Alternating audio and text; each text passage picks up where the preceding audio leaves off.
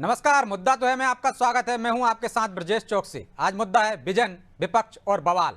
जी हां, मध्य प्रदेश विधानसभा का 70वां साल शुरू होने पर बुलाया गया एक दिवसीय विशेष सत्र सरकार के लिए उपलब्धियां गिनाने का मंच बना और विपक्ष के लिए सवाल उठाने का मौका। दरअसल मुख्यमंत्री डॉक्टर मोहन यादव ने इस सत्र में विजन डॉक्यूमेंट 2047 पेश करते हुए मध्य प्रदेश को विकसित, आत्मनिर्भर और समृद्ध राज्य बनाने का संकल्प दोहराया।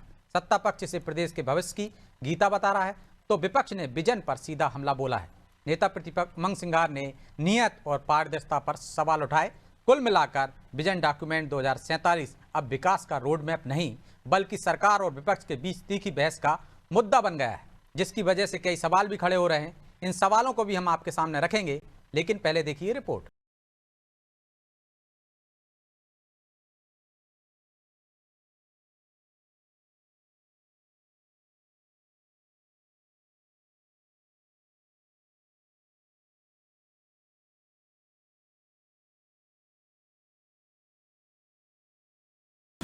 विधानसभा का एक दिवसीय विशेष सेशन।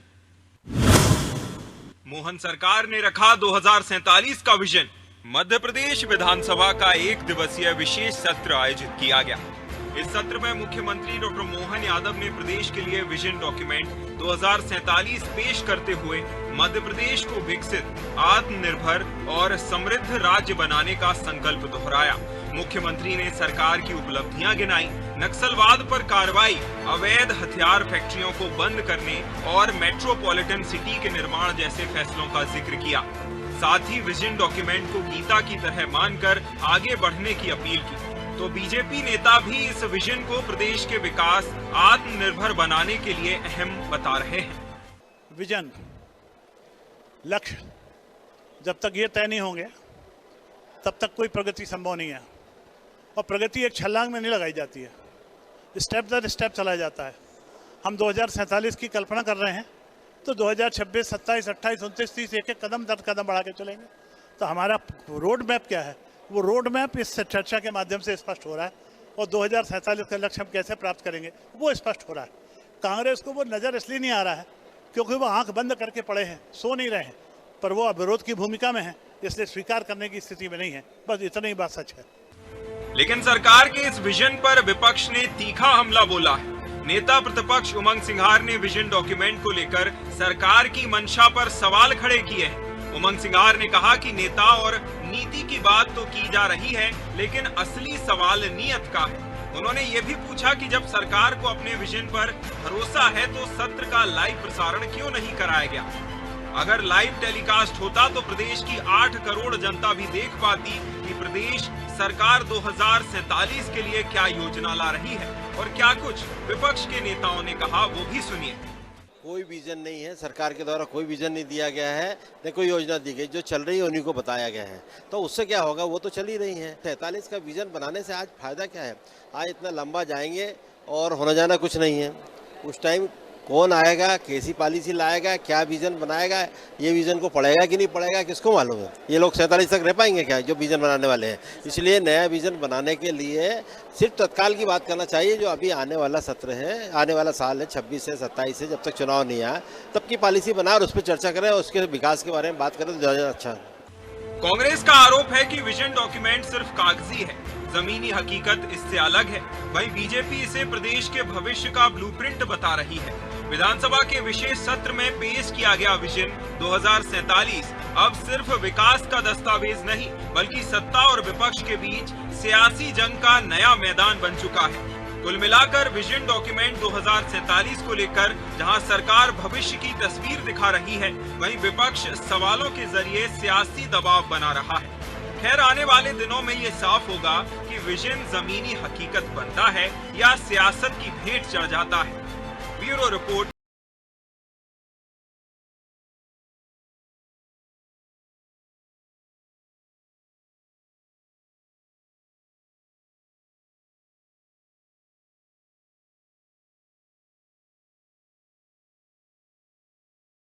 पे चर्चा शुरू करें उससे पहले वो सवाल जो जरूरी है। पहला सवाल, सरकार के विजन को विपक्ष सियासी चश्मे से क्यों देख रहा है। दूसरा सवाल, क्या 2047 का विजन 2028 और 2029 की राजनीति से जुड़ा है। तीसरा सवाल, क्या ये विजन हकीकत में जमीन पर उतर पाएगा या सियासी स्लोगन बनकर रह जाएगा? चलिए इन सवालों के साथ इस मुद्दे पर चर्चा शुरू करते हैं। चर्चा से हमारे साथ जुड़ गए हैं बीजेपी प्रवक्ता ब्रजगोपाल लोया, कांग्रेस प्रवक्ता सिंपी अग्रवाल और वरिष्ठ पत्रकार राजीव खंडेलवाल। आप तीनों का बहुत बहुत स्वागत है। और लोया जी, शुरुआत आपसे ही करेंगे। विपक्ष का सीधा सीधा आरोप है कि आपने वही पुरानी योजनाएं गिना दी हैं, विजन कुछ नजर नहीं आया, और 2047 में आप रहेंगे या नहीं रहेंगे, आपको 2026, 27, 28 की बात करनी चाहिए थी, लेकिन आप 47 की बात कर रहे हैं। ब्रजेश जी, देखिए, दो तरह के लोग हैं। कुछ लोग सोए हुए होते हैं, उनको जगा सकता है, ऐसे विद्वान कहते हैं। कुछ लोग जानबूझकर सो रहे हैं, उनको जगाना बड़ा दुर्लभ, बहुत दुष्कर कार्य है कि वो कैसे जगाए जाएंगे। आप मुझे ये बताइए कि भारतीय जनता पार्टी आज सरकार में है, उसने मध्य प्रदेश 2047 में कैसे होगा इसका विजन डॉक्यूमेंट की चर्चा कर रहे थे, और उसके लिए विपक्ष भी आमंत्रित था कि कैसा मध्य प्रदेश आप और हम मिलकर बनाने का प्रयत्न करेंगे। अरे 2047 में अभी 22 साल है, 22 साल में किसकी सरकार रहेगी, कैसी रहेगी? जो लोग ये कहते हैं कि विकास की अवधारणा को इतने आगे की प्लानिंग क्यों करनी चाहिए, माननीय मुख्यमंत्री जी ने तो इंदौर में समीक्षा की है कि 25 साल बाद इंदौर का ट्रैफिक कैसे होगा। और कुछ लोगों ने ये समझ लिया है, खासतौर से कांग्रेस पार्टी ने, कि यदि उन्हें ट्रैफिक कल बढ़ता दिखेगा तो वो रातों रात उसके लिए संरचना का निर्माण कर देंगे। अरे आने वाला समय किस तरह का है, किस तरह का ट्रैफिक होगा, किस तरह लोगों के स्वभाव होंगे, किस तरह लोगों की आवश्यकताएं होंगी, और किस तरह लोग कम्युनिकेट करेंगे, किस तरह का ट्रांसपोर्ट सिस्टम होगा, किस तरह की आवास व्यवस्था होगी, इसके लिए बुलाया था। और मुझे नहीं लगता है कि ये किसी व्यक्ति या सरकारों का डॉक्यूमेंट है, ये मध्य प्रदेश के विजन का डॉक्यूमेंट है। और मुझे लगता है कि इसमें कांग्रेस को अपने सुझाव देना के बजाय उसकी आलोचना करनी।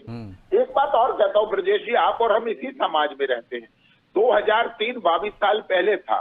2003 में लोगों की आवश्यकताएं अलग थी, लोगों की उपयोग करने के तरीके अलग थे, लोगों का खान पान अलग था, लोगों का रहन सहन अलग था। सब कुछ बदला हुआ है 22 सालों में। हम अगले 22 सालों की चर्चा कर रहे हैं, तो कांग्रेस पार्टी कई बार ये नहीं समझ पाती है कि ये चर्चा काय पर हो रही है। और एक और बात मैं कहता हूं ब्रजेश जी, जिस दिन आपको मालूम है कि आज सदन का विशेष सत्र था, जो इसलिए बुलाया गया था कि विजन क्या होगा, उसमें कांग्रेस का विजन भी और सरकार का विजन भी, ये दोनों विजन क्या होंगे, उस दिन कांग्रेस पार्टी को हमेशा जो लगता है वो काम आज फिर हुआ। और जीतू पटवारी जी ने अपना जो चेहरा है उसे चमकाने की अलग कोशिश की, ताकि उनकी पार्टी के नेता प्रतिपक्ष उमंग सिंगार का अकेले का चेहरा न दिख जाए, क्योंकि वो तो हारे हुए विधायक। तो सिंपी जी, यहाँ भी गुटबाजी नजर आई।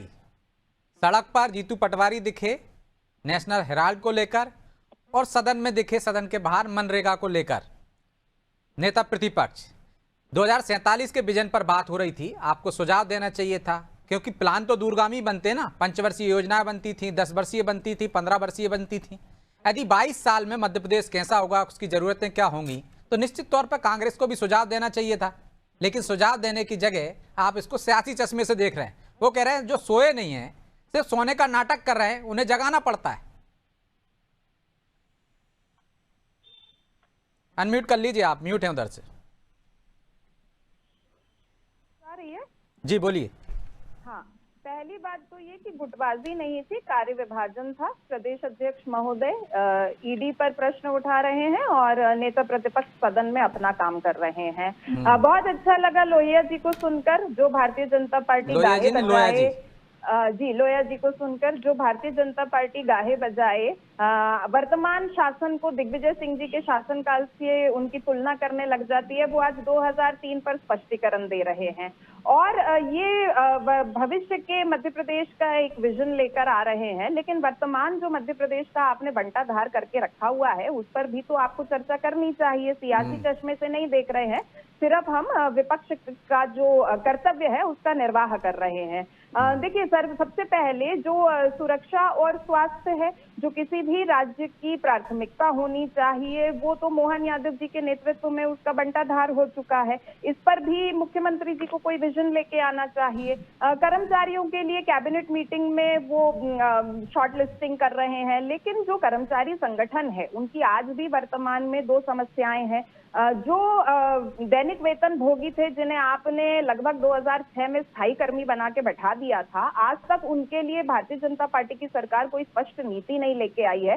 उनके लिए कोई सर्विस पॉलिसी नहीं है, कोई प्रमोशन पॉलिसी नहीं है, कोई ट्रांसफर पॉलिसी नहीं है। तो इसके ऊपर आप विजन कब लेकर आएंगे? आप तो भविष्य की राह पर चल पड़े हैं। साथ ही जो दिया तले अंधेरा अगर हम कहें, जो मंत्रालय के कर्मचारी तो कह रहे हैं ना सीधे 47 में नहीं पहुंच जाएंगे ना, 26 में, 27 में, 28 में, एक एक कदम चलेंगे। हाँ, तो एक एक कदम चलें। तो जो वर्तमान की समस्या है पहले उसका तो निपटारा कर लें। 2006 से 25 आ गया, अभी तक ये एक कदम नहीं चल पाए हैं। और जो सेक्रेटेरिएट सर्विसेज के तहत जो कर्मचारी हैं, उनको जो चौथा समयमान है उससे आपने उनको पृथक रखा हुआ है। बाकी अन्य विभागों के कर्मचारियों को आप उसमें संलग्न करते हैं, लेकिन मंत्रालय के कर्मचारियों के साथ आप दोहरी नीति अपना रहे हैं। जबकि उनका स्पष्ट कहना है कि 30 से 35 साल गुजर जाते हैं, उनको कोई प्रमोशन तो मिलता नहीं है, वो तो सिर्फ कागजों में रहता है, लेकिन जमीनी हकीकत कुछ और है। तीसरी बात अगर हम करें तो शिवराज सिंह जी ने कुछ साल पहले कहा था, उस पर भी अभी तक एक कदम नहीं चल पाए, कि सिंगरौली को सिंगापुर बना देंगे। लेकिन जो 6 लाख पेड़ अनुमानित वहां पे काटे जा रहे हैं, तो आप तो सिंगरौली को इतिहास बनाने में लगे हुए हैं, और फिर आप वर्तमान के मध्य प्रदेश का एक विजन लेकर आते हैं। साथ ही एनजीटी की 2 हफ्ते पहले की एक रिपोर्ट थी कि जो मध्य प्रदेश की वन भूमि है उसमें लगभग 5 लाख हेक्टेयर वन भूमि पर अतिक्रमण है, और ये पूरे देश के अंदर सर्वाधिक अतिक्रमण है। तो इसके ऊपर भी तो कोई विजन लेके आए मुख्यमंत्री महोदय। Madhya Pradesh tiger state of India कहलाता है। 1973 से जब से टाइगर प्रोजेक्ट लॉन्च हुआ है भारत में, अभी पिछले वर्ष 2024 में लगभग 46 बाघों की मृत्यु हो चुकी है, और अभी वर्तमान में 6 बाघ मर चुके हैं। तो जो आपके पास है आप उसको ही तो संरक्षित नहीं कर पा रहे हैं, और आप वर्तमान भविष्य के मध्य प्रदेश पर विजन लेकर आ रहे हैं।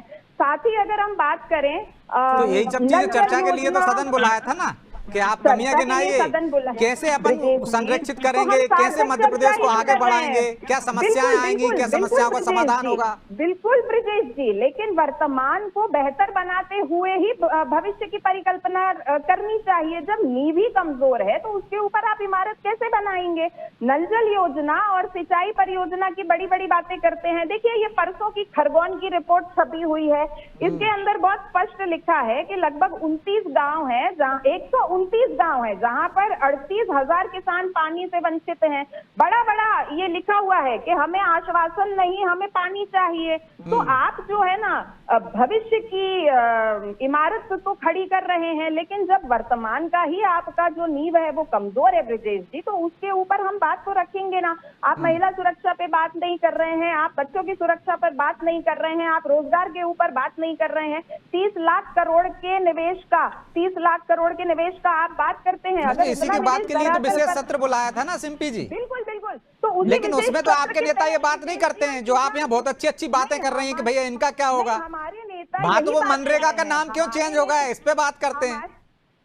अरे वो तो बिल्कुल अपनी जगह है। क्या महात्मा गांधी जी के प्रति आपकी अरे वो अलग चीज हो गई ना, मध्य प्रदेश की बात कर रहे हैं, आप केंद्र पे चले गए। तो मनरेगा पर हम क्यों बात नहीं करेंगे? मनरेगा से करो ना, उसी में शामिल कर लो ना। लोगों को रोजगार नहीं मिल रहा है तो वो तो उसी में सम्मिलित है ना ब्रजेश जी। क्या मनरेगा से मध्य प्रदेश के सबसे ठीक है, आ रहा हूँ लोया जी, रोजगार नहीं मिल रहा है? ठीक है लोया जी जवाब दे रहे हैं, ठीक है जवाब ले लीजिए, फिर मैं अग्रवाल जी के पास जाऊं, खंडेलवाल जी के पास जाऊं, माफ कीजिएगा। मैं कम से कम एक बात की बधाई दूंगा शिल्पी जी को कि उन्हें शासकीय कर्मचारियों की समस्या का बेहतर ज्ञान है, और इस तरह के ज्ञान राजनीतिक कार्यकर्ताओं को होने चाहिए।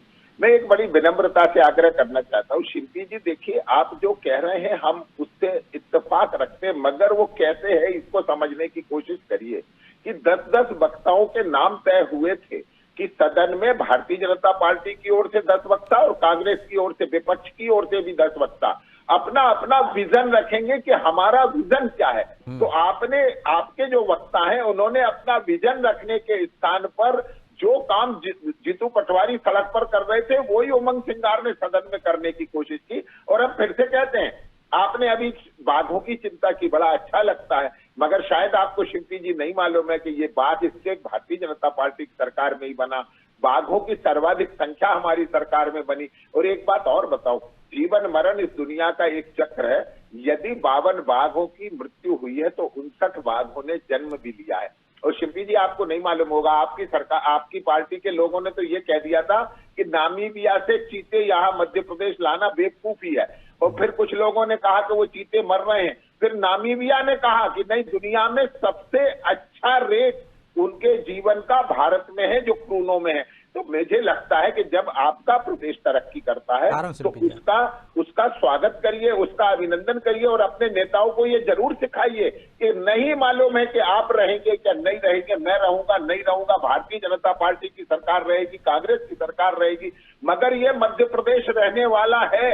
और ये जो मध्य प्रदेश रहने वाला है वो 2047 में कैसा होगा, इसकी परिकल्पना के लिए यहाँ सत्र था। केवल राजनीतिक स्वार्थों की पूर्ति के लिए नहीं था, किसी के शो ऑफ के लिए नहीं था कि कौन कितना अच्छा दिखेगा इसमें। ये इसलिए था कि मेरा और आपका मध्य प्रदेश 2047 में कैसा दिखेगा, उस पर हम चर्चा करते तो आज ज्यादा बेहतर होता। और मुझे लगता है कि माननीय मुख्यमंत्री जी ने जिस विजन के साथ ये सत्र आहूत करवाया था, माननीय विधानसभा अध्यक्ष जी तोमर साहब ने जो भाव रखे थे, यदि आज कांग्रेस सार्थक प्रयोग करती तो मध्य प्रदेश में एक नया इतिहास और बढ़िया वातावरण भी बनता। ठीक है, चलिए मैं सिंपी जी जवाब लूंगा। इससे पहले मैं बात कर लेता हूं राजीव जी से। राजीव जी, 2047 का विजन रखा, तो निश्चित तौर पर क्या आपको लगता है कि इस विजन में 28 और 29 की सियासत भी छिपी हुई है, राजनीति भी छिपी हुई है? और यहाँ भी क्या आपको लगता है कि कांग्रेस गुटों में बढ़ गई? हमने अभी देखा है, अभी एक सत्र समाप्त हुआ था, तब तमाम तरह के कांग्रेस ने मुद्दे उठाए थे, लेकिन आज के सत्र में तो कम से कम विजन पर बात हो जाती, कमियों पर बात हो जाती, सुझाव आ जाते कि मध्य प्रदेश 2047 में कैसा होगा, ना कि इस पर बात होती कि 47 में कौन रहेगा कौन नहीं रहेगा। लेकिन मध्य प्रदेश तो रहेगा। राजीव जी। ब्रजेश जी को पैनलिस्ट आप सबको मैं नमस्कार करता हूं। विकसित, आत्मनिर्भर और समृद्ध मध्य प्रदेश पर चर्चा पर किसको आपत्ति हो सकती है? पर मेरा सीधा प्रश्न है, विषय पर आपत्ति बिल्कुल नहीं है, लेकिन मेरा सीधा प्रश्न सबसे है कि ये विषय पर बहस करने के लिए आज 69 वर्ष पे ये सेशन विशेष सत्र बुलाने की आवश्यकता क्यों पड़ी? ये विषय जो 1 नवंबर को सत्र प्रारंभ हुआ था पिछला और 5 नवंबर को समाप्त हुआ, क्या ये विषय उस समय मौजूद नहीं थे? क्या उस समय चर्चा नहीं की जा सकती थी? कि एक विशेष सत्र बनाने में मैं पूछना चाहता हूं माननीयों से, एक अनुमान के अनुसार लगभग 7 करोड़ रुपए खर्च होता है। क्या ये पैसा जनता का नहीं है इन विषयों पे? और 69 की वैल्यू क्या है मैं समझ नहीं पा रहा हूं। 70 साल हो, 75 साल हो, 100 साल हो, 25 साल हो, वो समझ में आता है। ये कौन सा ऐतिहासिक प्रवेश कर गए ना जी? 70वें साल में प्रवेश कर गए ना। 69 आज अभी 69 क्या मना रहे हैं ना, 69 कंप्लीट हुए हैं। तो मेरा इतना ही कहना हमने, मैं एक बात मैं आपसे मजाक में कहना चाहता हूं कि हमारी जो दोस्त लोग हैं जो रात की महफिल में बैठते हैं, उनके नाम से जब मुंह से मैंने जरूर 69 शब्द सुना था, लेकिन अदरवाइज 69 की क्या इंपॉर्टेंस है वो आज सत्र के कारण 69 शब्द की इंपॉर्टेंस हो रही है। अदरवाइज इसकी आवश्यकता बिल्कुल नहीं थी। 5 नवंबर को जब समाप्त हुआ तो ये विषय उसमें विद्यमान थे। इन 35 दिनों में कोई ऐसा विषय नहीं आया है जिसपे कि विशेषण सत्र बुलाने की आवश्यकता पड़ती। तो लेकिन बाकी के सत्र में हो सकता है, मुझे ऐसा अनुमान है, हो सकता है कि बाकी सत्र में बाकी चीजों पे बात हो जाए। एक दिन स्पेशल यही हो जाए कि भैया आज विजन पर ही बात कर लें, मध्य प्रदेश कैसा होना चाहिए, भोपाल कैसा होना चाहिए, बैतूल कैसा। हालांकि ये आप कह रहे हैं तो उसमें भी एक दिन निर्धारित कर सकते थे कि उसी दिन ये बात कर लें, ठीक है। मध्य प्रदेश हो, इस पे किसी को आपत्ति नहीं हो सकती, लेकिन सवाल ये है कि ये ओकेजन जो है, क्या आप 1 नवंबर से 5 नवंबर के समाप्त हुए सत्र में क्या दोनों पक्ष भूल गए थे इस विषय को जो मध्य प्रदेश के आप रिप्रेजेंट कर रहे हैं? क्या वो विषय उस समय नहीं थे? मेरा ये प्रश्न है। और यदि इन 35-40 दिनों में यदि ये विषय पैदा हुए हैं तब आपकी बात हो सकती है कि हमको विशेष इसलिए बुलावनी घटना। ठीक है, मैंने मान लिया आपकी बात, आपका सवाल भी आ गया, लेकिन जो मेरा सवाल था उसका तो जवाब दीजिए आप जी कि 28-29 की राजनीति से जुड़ा है और विजन पर चर्चा करने में क्या आपत्ति है? चलिए मान लिया आपकी बात है कि उस समय हो जाता, अब हो रहा है जी, तो उस पर सियासत क्यों? नहीं, बिल्कुल सियासत तो देखिए होती, जब राजनीतिक दल हैं तो राजनीतिक पार्टियां हैं तो सत्र होंगे, तो सियासत तो होगी, इसमें तो कोई दो मत ही नहीं है। और सियासत करने के लिए ही ये सत्ताधारी दल का विशेषाधिकार होता है कि वो सियासत के अनुरूप किस तरह से चलाए, इसलिए वो विशेष सत्र बुलाने का उसका विशेषाधिकार होता है, इसमें कोई दो मत नहीं है। और सियासत हो रही है, स्पेशल मूवमेंट देने की कोशिश होती है ना कि स्पेशल हमें इसी पे चर्चा करना है, काउंटर करने का भी तो अवसर दिया सत्ता पक्ष ने। चलिए लोया जी जवाब दें। लोया जी, ये जब सत्र 1 नवंबर से शुरू हुआ था तब भी इस पर चर्चा हो सकती थी, अभी विशेष सत्र बुलाने की जरूरत क्यों पड़ी? सीधा सवाल। आ जाने दीजिए राजीव जी, अब जवाब आ जाने दीजिए, समय कम। देखिए ब्रजेश जी, निश्चित है बहुत सारे काम सामूहिक रूप से किए जा सकते हैं। कभी हम ये भी कह सकते हैं कि जब हम दशहरा मना ही रहे थे तो दीपावली साथ में ही मना लेते, और ये इसमें मैं विवाद में नहीं पड़ना चाहता, मगर मैं एक राजीव जी को एक प्रश्न जरूर है, उन्होंने जो खड़ा किया है उस पर जरूर एक छोटी सी बात कहना चाहता हूँ। आदरणीय राजीव जी, आप बहुत विद्वान हैं, परंतु ये जो जिस तरह से कहा जाता है कि 7 करोड़ का खर्च एक सत्र बुलाने में होता है, मैं एक बात बड़ा स्पष्ट आपके माध्यम से ये कर दूं कि ये कोई अतिरिक्त खर्च नहीं होता है कि सरकार को अलग से कोई प्रबंध करने पड़ रहे हैं। नहीं, जो विधानसभा का कर्मचारी है उसको वेतन निरंतर दे रहे हैं, अगर सत्र ना होता तो भी देते। जो विधानसभा की स्वच्छता है, यदि वो ना होता, एक मिनट सुन लीजिए, यही इसी को हम जोड़ते हैं, इसी को जोड़कर हम एक एग्रीगेट अमाउंट तय करते हैं कि इतनी अमाउंट से सत्र में इतने दिन चलता है, उसके लिए कोई अलग से व्यय नहीं है। मैं एक बात मगर फिर से कहता हूं राजीव जी कि हो सकता है कि जब भी हो सकता है, परंतु यदि हम ये अपना डेडिकेशन बताने की कोशिश करते हैं कि हम कितना डेडिकेटेड हैं एक विषय के लिए कि 2047 का मध्य प्रदेश कैसा होगा, यदि ये डेडिकेशन हमें प्रदर्शित करना है तो कोई ना कोई एक दिन हमें चुनना होगा। और सरकार ने और खासतौर से विपक्ष ने भी साथ बैठकर कार्य मंत्रणा समिति की बैठक हुई थी, तब ये सब तय हुआ था। और उसके बाद मुझे लगता है कि आज एक सापेक्ष परिणाम अगर आता है, अभी तो जैसे सत्र चल रहा है, मगर एक अच्छा परिणाम आने की जो उम्मीद है, और मुझे लगता है कांग्रेस को इसमें सकारात्मक रूप रखना चाहिए। लेकिन जो विजन रखा है 2047 का, वो जमीन पर उतरेगा भी या स्लोगन बनकर रह जाएगा? नहीं, देखिए एक बात मैं फिर से कह दूं, भारतीय जनता पार्टी की सरकारों ने जब जो वादे किए हैं उन वादों पर वो खरी उतरी है। जो भी वादे हमने जनता से किए हैं, हमने बिजली, सड़क और पानी का किया था। अभी बहन ने पानी पर भी एक प्रश्न उठाया था, तो उनको भी मैं बता दूं कि बहन हमारी सरकार के पहले मध्य प्रदेश में शहरी क्षेत्रों में 34% और ग्रामीण क्षेत्रों में 2% नल से जल आया करता था, जो आज ग्रामीण क्षेत्रों में 58% हो चुका है और शहरी क्षेत्रों में 98% से ज्यादा हो चुका है। तो ऐसा नहीं है कि जो हम कमिट करते हैं उसको डिलीवर करते हैं। यदि हम कमिटमेंट को डिलीवर नहीं करेंगे तो हम बार बार चुनकर नहीं आएंगे, और यदि जनता बार बार चुन गई है तो उसका मतलब ही है कि जो हमने कमिट किया है वही हमने डिलीवर किया। ठीक है, सिंपी जी जवाब दीजिए। वो कह रहे हैं कि बार बार जनता चुन रही है क्योंकि हमने जो वादा किया है उसको पूरा किया है, इसलिए चुन रही है।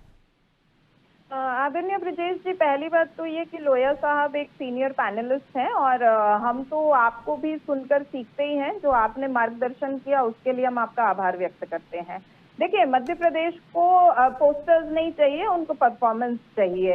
ये जो कहते हैं उसको डिलीवर कहाँ करते हैं? सीएम राइस प्रोजेक्ट तो इनका अपना था जिसे शिवराज सिंह चौहान जी लेकर आए थे। पहले फेज के अंदर 800 करोड़ का बजट निर्धारित हुआ था। लगभग 9000 स्कूल्स बनाने की आपने बात करी थी। अगर आप धरातल पर देखेंगे तो आपकी डिलीवरी कहाँ है? मात्र 5% प्रोजेक्ट जो है ये जमीन पे पूरा हुआ है। और ब्रजेश जी, आप भोपाल की अगर ग्राउंड रिपोर्ट ले लेंगे सीएम राइस स्कूल की, तो वहां पे तो बच्चे आज भी टीन शेड के अंदर पढ़ रहे हैं। साथ ही जो नई सीएम राइस स्कूल बन के आ रही है उसमें से आप प्लेग्राउंड को माइनस करते जा रहे हैं। जो भूमि आपने खेल के लिए आवंटित करी थी वो तो भवन निर्माण तक सीमित हुए जा रही है। तो देखिए, आपकी वायदों में और आपकी डिलीवरी में बहुत फर्क है। उसके बाद जो आपने जीवन मरण मृत्यु की बात करी आदरणीय लोया साहब, तो ये भी एक फैक्ट है कि जो टाइगर रिजर्व के कोर एरियाज हैं, ये भी भाजपा के शासन में ही हुआ है कि आज वहां पर होटल्स, रिजॉर्ट, हॉलिडे इंस बन रहे हैं पूंजीपतियों के। आपने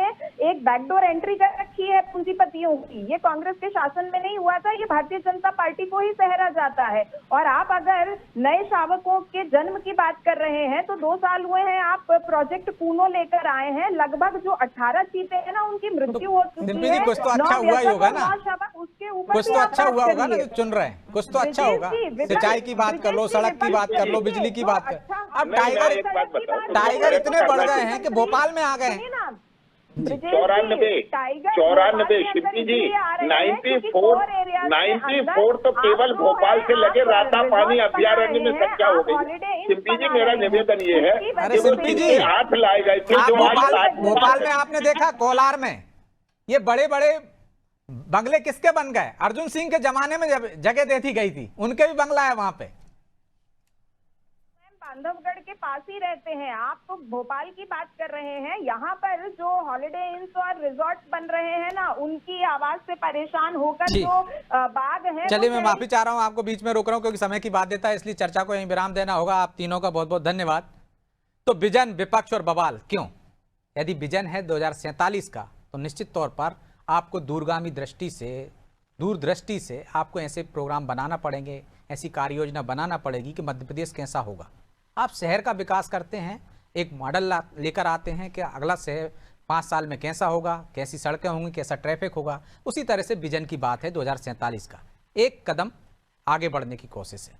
और 2047 में मध्य प्रदेश कैसा होगा, उस पर सभी दलों को एकजुट होकर बात करनी चाहिए, सुझाव देने चाहिए, कमियां गिनानी चाहिए। लेकिन यहाँ भी सियासत हो रही है, तो विशेष सत्र का फिर क्या महत्व होगा, ये तो आने वाला समय बताएगा। बहरहाल मुद्दा तो है। मैं इतना ही, मुझे दीजिए इजाजत और आप देखते रहिए अनादि टीवी।